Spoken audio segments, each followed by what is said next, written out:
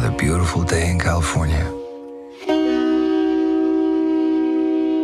Out here, I'm one of the good guys. That's Colin Farrell, starring as John Sugar, a private detective looking into the disappearance of a woman who happens to be the granddaughter of a beloved and powerful Hollywood producer. And he slowly unearths dark secrets along the way. The Oscar-nominated actor joins me now to tell us more about this unique mystery thriller. Hey, Colin, how are you? I'm good, Morgan. How you doing? I'm great. Congratulations. This show is very addictive. Oh, good. That's a good thing, isn't it? No, that's a great thing. So listen, when it comes to John Sugar, he's charming, mysterious, he drives a cool car. Was this role written for you? Very unlike his player. Yeah. No. What do you find so fascinating about a character like Sugar? I think I love noir as a genre, and to have a character at its center, oftentimes in noir, the characters are very hard-boiled. They're kind of jaded by life. Even if they're on the right side of the moral compass, they've been around so much toxicity that it's become almost part of who they are. And this guy has been surrounded by violence and by human misdeed, and yet he was incredibly sweet. He was incredibly kind, and seemed to have this kind of abiding hope for humanity and belief in the goodness of human beings, which I thought was a lovely counterpoint and something that I hadn't seen before, So obviously you star in this. You're also an executive producer. Why did you want to be so involved in this project? I attached myself first as an actor on it, and then the executive producerial thing came afterwards. No, I just loved it. I read it, and it was a really lovely kind of gently unusual piece. Like, it wasn't wacky out there, but it had this unusual kind of tone to it. And I knew it was going to be in Los Angeles. I wanted to do something here. And Los Angeles is such a prominent character in the piece, I was just going to ask you about that. Yeah, I knew it was going to be all over the streets of LA, out by the beach, downtown, Hollywood, Pasadena, you name it. We were everywhere over the 5 or 6 months it took to shoot. And when I heard Fernando Meirelles was coming on board to direct, I just couldn't believe it, because I've been a huge fan of his for years. So, yeah, it was, and then the cast we got, Amy and Kirby and James Cromwell. I mean, it was amazing. Now, do you share the same obsession with movies as your character does?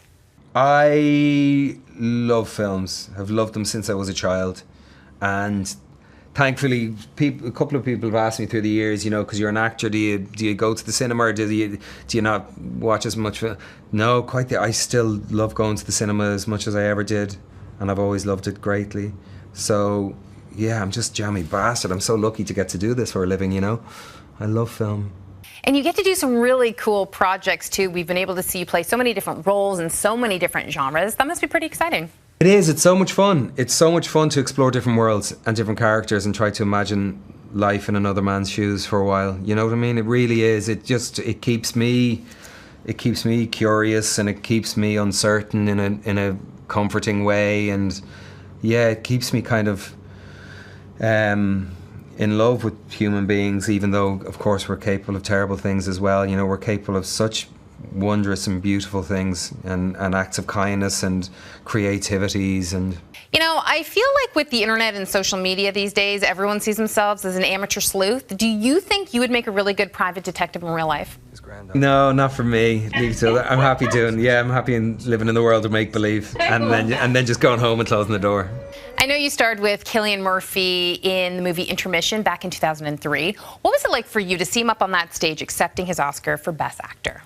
Thrilled. So proud of him and happy for him. I mean, when I saw the film, it was such an exquisite performance. Myself and my sister saw it, and we left the theatre, and I just said to her, I said, he's going to get it. I just, as soon as I saw the film, I just said, he's going to get it, He was just exquisite. It was, and I just, he went so deep, and it was so beautiful, and it was so honest and so powerful, and it's such an important story. Yeah, to see him up there, on the couple of words, Asquailga, saying Gordon Mila Mahagut in Irish at the end, and he's just Killian's, he's the best of us.